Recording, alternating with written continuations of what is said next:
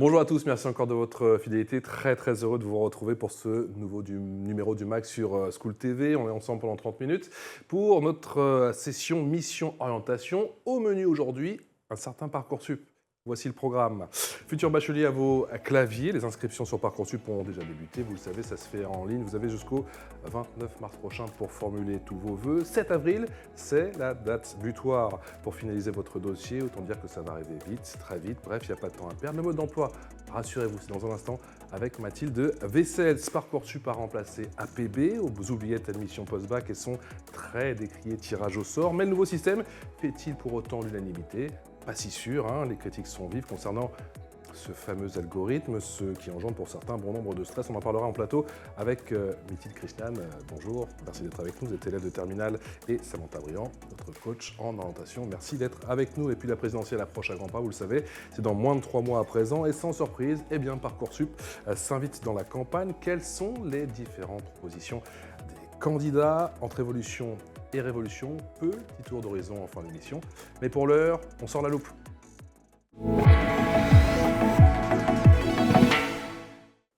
Et Mathilde Vessels nous a rejoint. Bonjour Mathilde. Bonjour Patrice. Alors, c'est quoi Parcoursup ? Alors, si vous êtes élève ou parent d'élèves, on est bien d'accord, c'est une vraie angoisse, hein, surtout si vous êtes au lycée ou en tout cas surtout en terminale. Pas de panique, on va tout vous expliquer. Alors, il s'agit tout simplement d'une plateforme destinée à recueillir et à gérer les vœux d'affectation des élèves qui sont actuellement en terminale et qui passent leur bac à la fin de l'année. Cette plateforme de Parcoursup qui remplace la fameuse plateforme admission post-bac. Elle a été mise en place donc en 2018, en janvier 2018, par le ministère de l'Enseignement supérieur, de la Recherche et de l'Innovation. À l'époque, c'était la ministre Madame Vidal. Parcoursup, comment ça marche ? Alors, depuis le 21 décembre dernier, les élèves peuvent avoir accès à la plateforme pour se renseigner sur les formations. C'est déjà un bon début. Et depuis quelques jours, là, le 20 janvier dernier, les élèves peuvent s'inscrire et donc créer leur dossier personnel. Ça, c'est jusqu'au 29 mars. Et date limite donc, de formulation de vœux. L'élève peut en proposer jusqu'à 10 et ces vœux ne sont pas hiérarchisés. C'est ça aussi le grand plus. Les élèves ont jusqu'au 7 avril minuit, attention, pas minuit 1, pour modifier leur dossier et donc confirmer leurs vœux. On l'a compris, le temps presse. Qui peut s'inscrire ? Eh bien, les élèves qui préparent leur bac général, technologique, professionnel, et puis aussi les candidats libres, on ne les oublie pas. Ceux qui ont le bac aussi depuis plusieurs années et qui souhaitent se réorienter, reprendre des études, changer de filière. Alors, il faut, pour un petit aspect pratique, une adresse mail évidemment valide, avoir son numéro INE. Alors, l'INE, c'est quoi ? C'est l'identifiant national d'élèves. Et pour les candidats qui ont déjà le bac et qui veulent reprendre des études, pas besoin de ce numéro, évidemment, une adresse mail suffit. Et les réponses, c'est pour quand ? Eh bien, les réponses commenceront à arriver à peu près dès le 2 juin jusqu'au 15 juillet. Au fur et à mesure, l'élève recevra sur son téléphone des alertes par mail, SMS, etc. Suite à ces demandes, il devra y répondre avant la date indiquée sur le dossier. Et pour ceux qui n'ont pas encore de réponse positive, ils auront jusqu'au 23 juin pour participer à la phase complémentaire en formulant de nouveaux vœux en fonction des disponibilités. C'est un peu le problème. Pourquoi cette avalanche de critiques sur Parcoursup ? Bon, alors si elle a mis fin effectivement au tirage au sort des élèves pour accéder à certaines universités, elle n'est pas pour autant un modèle d'équité. Après un an d'enquête en 2020, la Cour des comptes s'est alarmée du manque de transparence des critères d'admission, favorisant l'inégalité entre les élèves, alors qu'au départ, c'était justement ce qui était prohibé, amenant ainsi, je les cite, une pratique discriminatoire de certains établissements qui prennent en compte tout simplement les lycées d'origine. Parce qu'on le sait, il y a certaines régions qui sont discriminées. Et puis aussi les lettres de motivation qui ne sont pas forcément lues et prises en compte. Merci beaucoup Mathilde, c'est parti pour l'expression orale.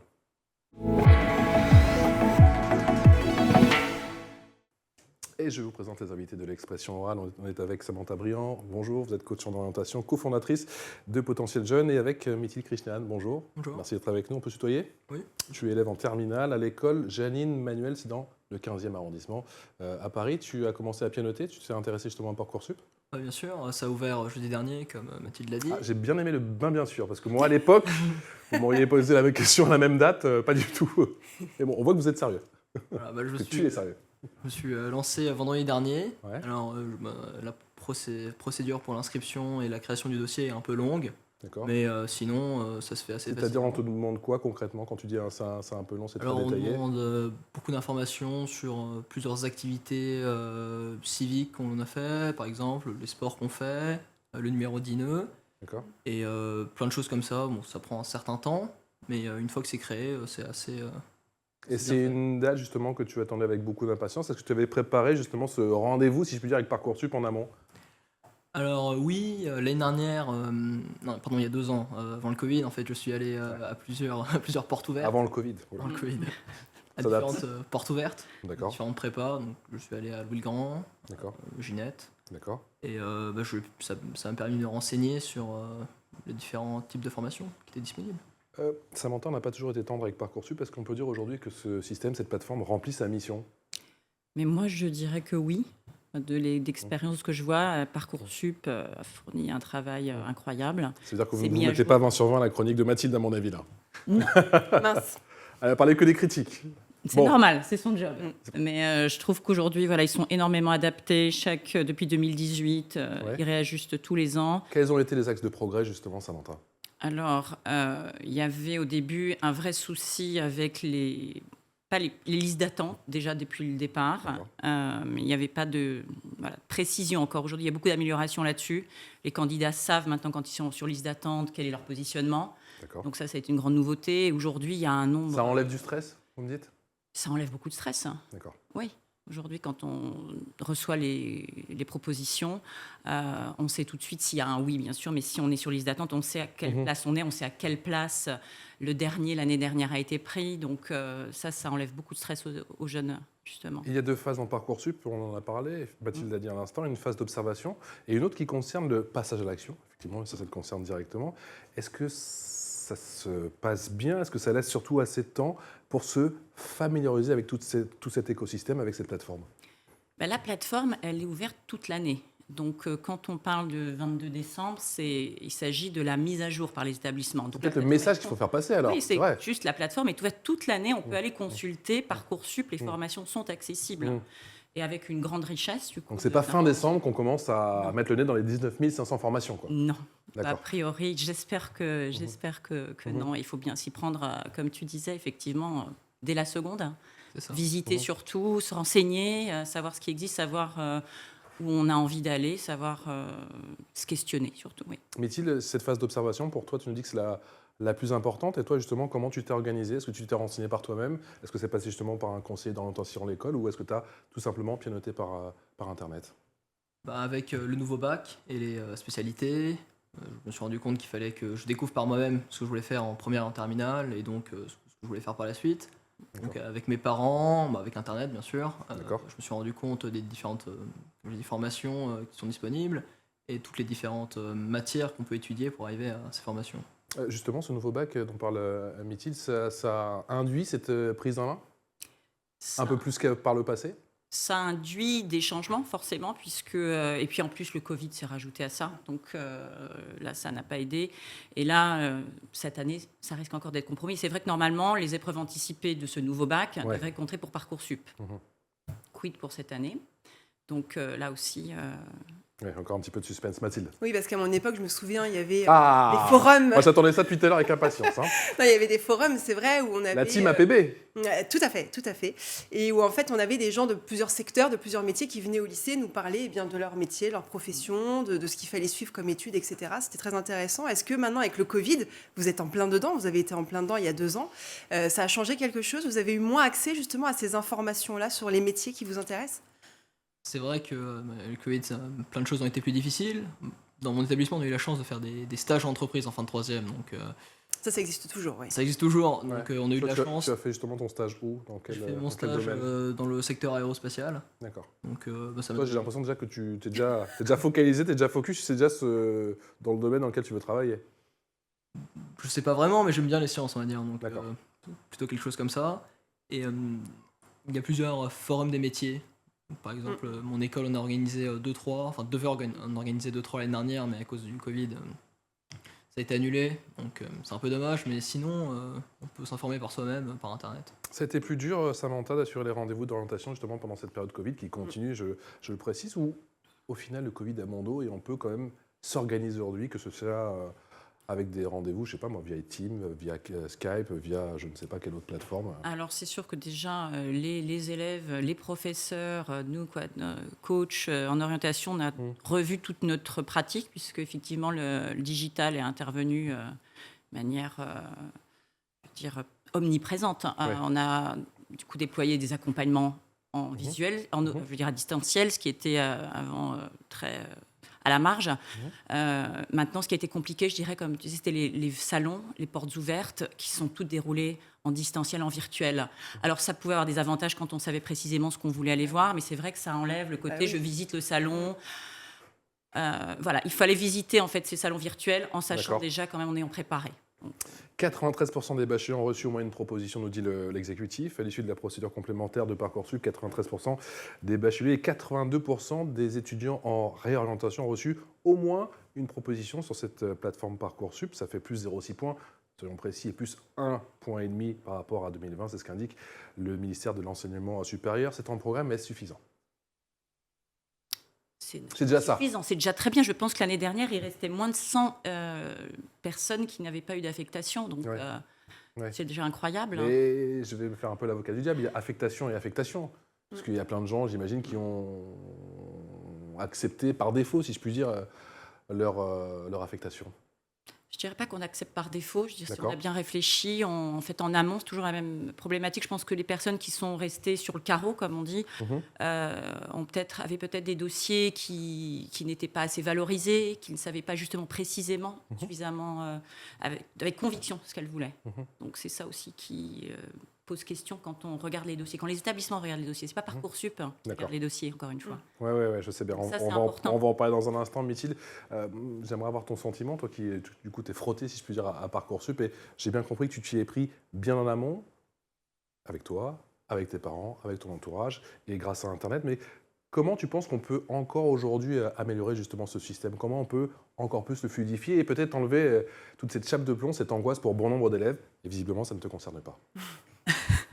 Comme on le disait tout à l'heure, Parcoursup est ouvert toute l'année, avec beaucoup de vidéos, beaucoup pas de tutos, mais des choses similaires. Donc il faudrait plus communiquer pour dire ça. À chaque rendez-vous, à chaque cours, allez sur Parcoursup et pas attendre peut-être la date butoir. Quand on regarde vraiment, Parcoursup, c'est quand même un site très riche qui possède quand même énormément de ressources.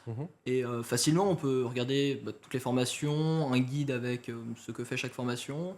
Et je suis sûr qu'on peut même trouver quelque part des questionnaires qui nous demandent ce qu'on aime nous, ce qu'on aime faire dans la vie et ce qui pourrait nous correspondre au mieux. Certains élèves réclament le retour de l'ancien système APB, admission post-bac.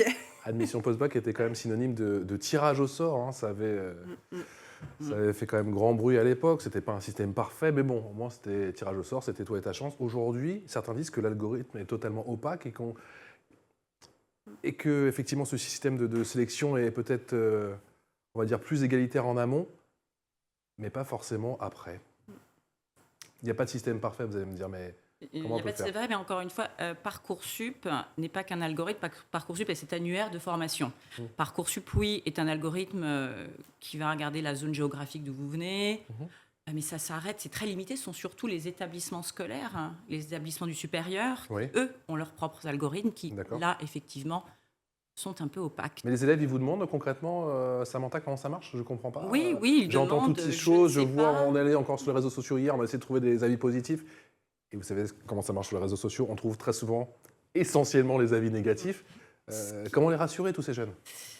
Qu'ils aillent vraiment questionner les établissements qui les intéressent, je dirais. Parce qu'aujourd'hui, c'est à ce niveau-là qu'il y a encore de l'opacité. C'est qu'on ne sait pas quels sont les réels attendus. Donc, typiquement, une prépa, à quelle note attend-elle ? Que ce soit... et puis même les qualitatifs ou quantitativement parlant. On parle de moyenne générale peut-être de l'élève, mais après son classement dans la classe, le classement de la classe elle-même parmi les autres classes du lycée, des notes spécifiques dans des matières. Il y a énormément de choses que les établissements du supérieur regardent qui restent opaques pour tous les élèves. Et c'est là où il y a du stress. Mathilde ? Non, et puis le souci aussi, c'est effectivement l'inégalité en fonction des régions. On se trouve, le 93, moi j'en viens du 93, donc je sais, j'ai pas eu de souci, ceci dit, mais c'est vrai qu'il y a des lycées où ça fait pas bonne figure, voilà, et il y a beaucoup de grandes écoles qui ne prennent pas de lycée du 93 ou même d'autres régions. C'est aussi un problème. Est-ce qu'il ne faut pas gommer l'origine justement du lycée ? Une très très bonne question. Oui, bonne question. Et c'est vrai qu'aujourd'hui, il y a beaucoup de discussions, de polémiques. Est-ce que le nom du lycée est visible ? Donc, il l'est toujours, oui. Maintenant, c'est quand même aussi important. Alors après, il faudrait revoir aussi les barèmes de notation, puisqu'on sait bien qu'un lycée d'élite parisien ne va pas noter de la même manière Henri IV que, effectivement... que d'autres. Donc c'est aussi tout ça qu'il s'agirait de revoir. Maintenant, aujourd'hui, je sais que tous les établissements ont aussi des quotas justement à respecter d'élèves qui arrivent justement du 93 ou même de régions aussi. Parce qu'il ne s'agirait pas de privilégier non plus que les élèves qui arrivent des régions Île-de-France. Il faut aussi ouvrir à tous. Mithilde, tu vises quelle école, quelle prépa? Alors, Idéalement, bien sûr. idéalement, Dans Parcoursup, attention. Hein. idéalement le Louis-le-Grand, parce que bon, c'est quand même le top du top. Ouais. Mais Le Grand, ouais. il y en a plein d'autres des prépas. Hein. Il y a les quatre meilleurs. Enfin, il y a Louis-le-Grand, Henri IV, Ginette, Stanislas.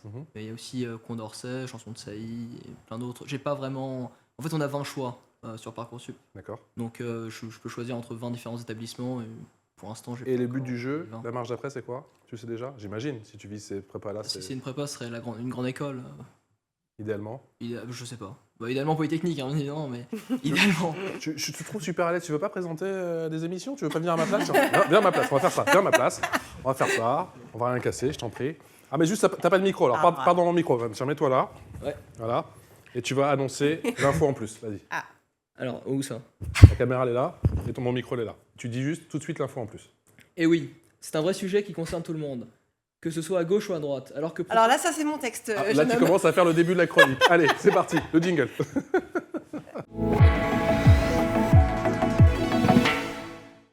Mathilde Parcoursup qui, sans surprise, s'invite en plein cœur de l'élection présidentielle. Oui, on le disait plus tôt, c'est un sujet qui concerne tout le monde, que ce soit à gauche ou à droite. Tous se sont emparés de ce fameux sujet Parcoursup. Alors, que proposent justement cette année les candidats à gauche?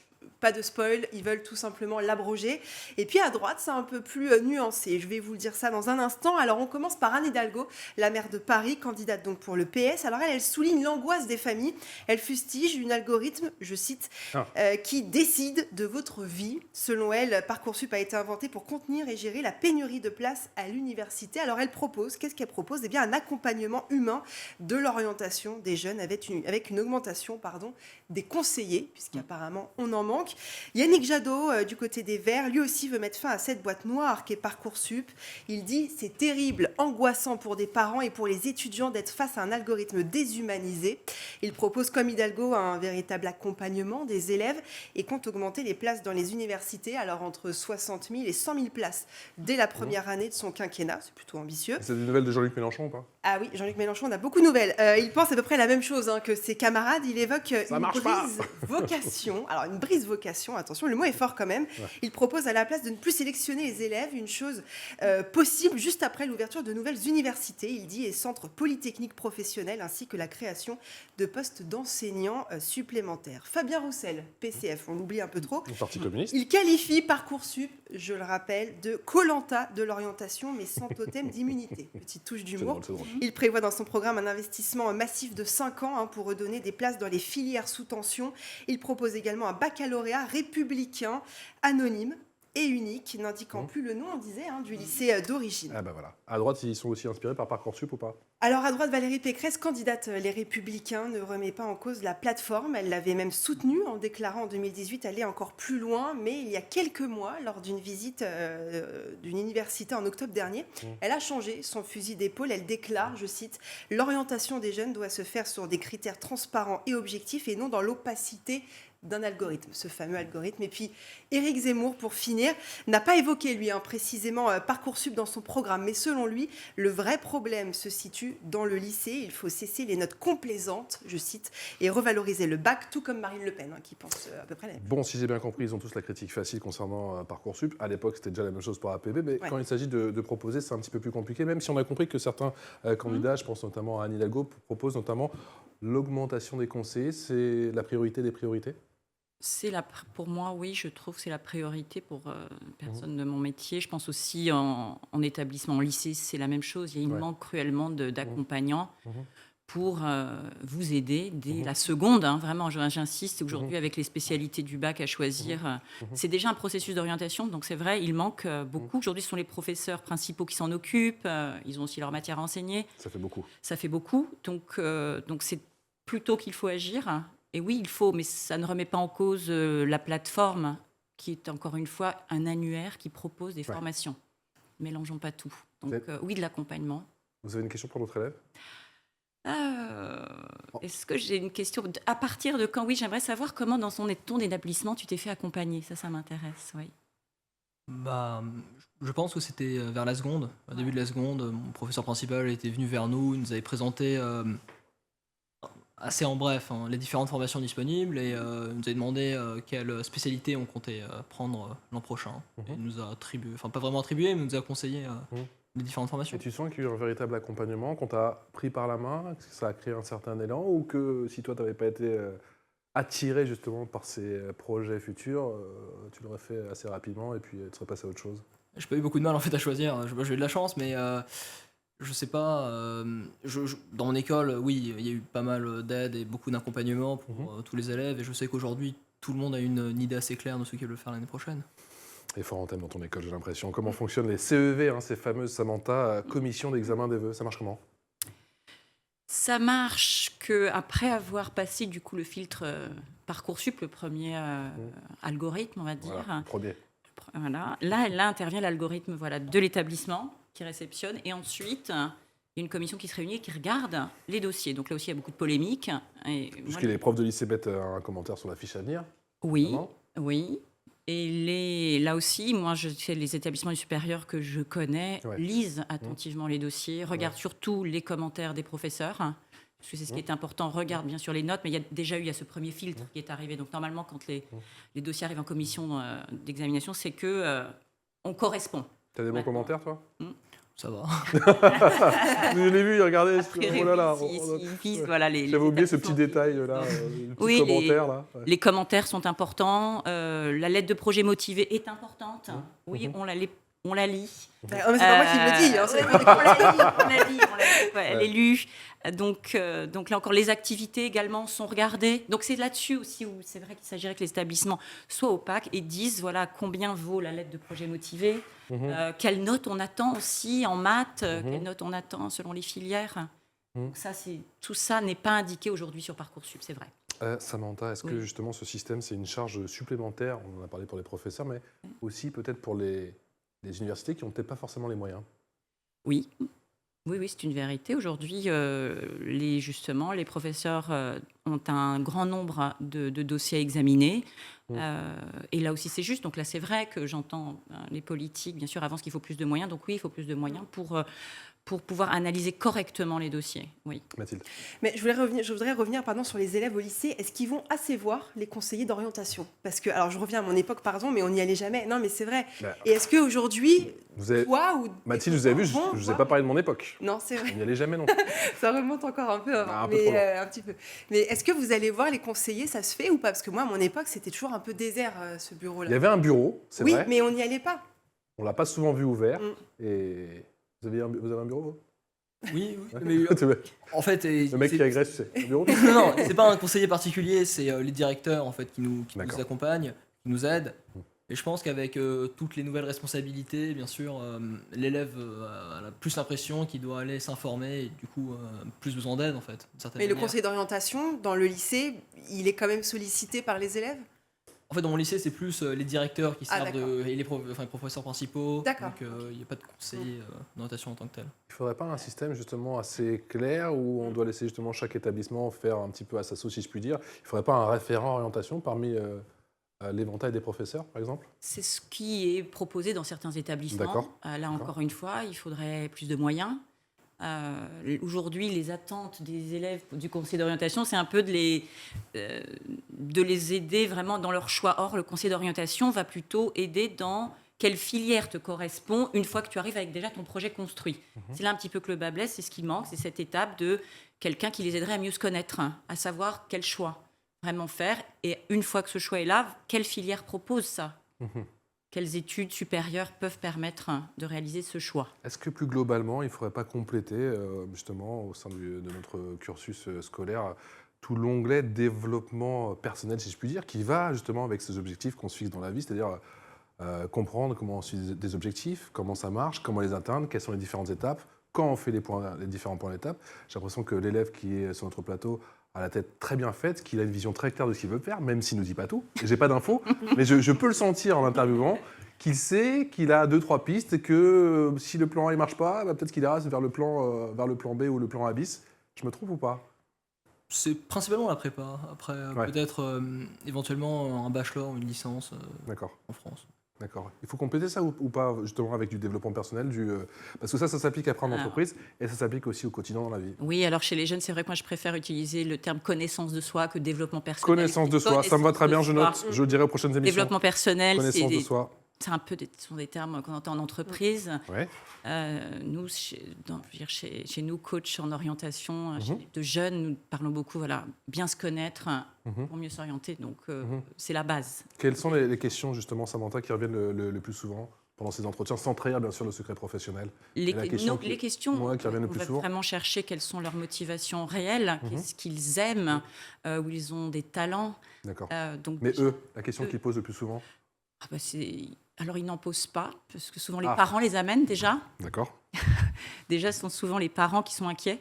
D'accord. Donc là aussi, Parcoursup, c'est souvent le Parcoursup des parents. Hein. On ne borde pas là, mais c'est une D'accord. très grosse angoisse. C'est-à-dire qu'on vous emmène essentiellement les enfants quand il y a un doute, il y a une inquiétude, et pas justement quand tout va bien, comme peut-être pour lui? Oui, c'est souvent quand tout va bien. Après, ça peut arriver quand tout va bien, quand on est dans la phase finale de Parcoursup et on hésite entre deux choix. D'accord. Donc des très bons élèves, mais qui là ont deux très bons choix et n'ont pas réfléchi en amont du coup à vraiment quelle prépa vraiment tu préfères, par exemple. Donc c'est ce qui peut arriver. Maintenant, voilà, chez d'autres, ça va être je ne sais pas du tout quoi faire. Et on est à 2 semaines de Parcoursup. Est-ce que Parcoursup, c'est un sujet justement avec les autres élèves, que ce soit dans ton établissement ou même dans tes amis dans d'autres établissements? Oui, depuis que ça a ouvert, les gens commencent à en parler. On a eu 2 réunions depuis jeudi dernier à l'école D'accord. sur des nouveaux rappels sur comment faire. Les élèves se demandent où est-ce que tu postules, tout ça. Mhm. Et je pense que tous les élèves sont un peu concernés. Mais tu les sens plutôt positifs ou justement il y a des motifs un peu de doute, d'inquiétude, des questions, je ne sais pas où je vais atterrir, j'ai demandé ça, j'ai fait 7, 8, 9, jusqu'à 10 choix, c'est ça? 10. 10, des sous-vœux, oui. Ouais. Et les sous-vœux? Oui, Ouais, au total, on a 200 vœux ou on quelque chose peut, comme ça. Ouais. on peut aller loin. On va aller loin. Bon, pour la plupart, j'ai l'impression que tout le monde a une assez bonne idée de ce qu'il veut faire, et que, ce qui est quand même assez bien. Mhm. Et tout le monde est assez content de Parcoursup, pour l'instant, comment ça marche. On va trouver des gens qui aiment bien Parcoursup. Ouais, hein. c'est- Il y en a 2 sur ce plateau, Mathilde. Oui, bah alors moi, c'est encore une fois. Non, mais encore La une revue de fois, presse c'est des vrai réseaux qu'il y a sociaux. Non, mais il y a Il y a un beaucoup sujet. de critiques et c'est vrai, notamment à gauche, c'est assez drôle. Et je reviens juste sur Jean-Luc Mélenchon qui lui a parlé, c'est assez drôle de le souligner, pour la fameuse lettre que l'on doit faire, la lettre Oui. de motivation. Il parle qu'on apprend déjà aux élèves à mentir en fait. C'est bon, voilà. C'est une certaine vision. Alors qu'en fait, ça prépare aussi les enfants, enfin les élèves, Bien sûr. à écrire des lettres de motivation pour après le travail, pour l'embauche. Merci beaucoup en tout cas à tous les 3 d'avoir été avec nous aujourd'hui pour ce nouveau numéro du MAG. Mithilde, qu'est-ce que je peux te souhaiter pour la suite? Bon, déjà pour Parcoursup, avoir ton premier choix, j'imagine. Sûrement. Tu reviens nous voir dans la foulée Bien sûr. pour nous parler de la suite des événements. Mithilde Krishnan, qui est élève de terminale à l'école Janine Manuel, ça se trouve dans le 15e arrondissement, dans la capitale. Merci beaucoup Samantha Briand, on se retrouve semaine prochaine. Coach en orientation et cofondatrice de Potentiel Jeunes. Merci Mathilde. Patrice. Ah, vous n'avez pas trompé de prénom? Non, On je me progresse suis de pas semaine en trompée. semaine, Et j'adore. J'ai bien dit mon nom, donc c'est pour ça. Oh, allez, j'ai pas dit vaisselle, hein, j'ai dit Non, vaisselle. C'est ça, c'est bien. Je progresse, moi aussi. Passez une excellente journée sur School TV et tous nos programmes sont à retrouver sur schooltv.com. Excellente journée.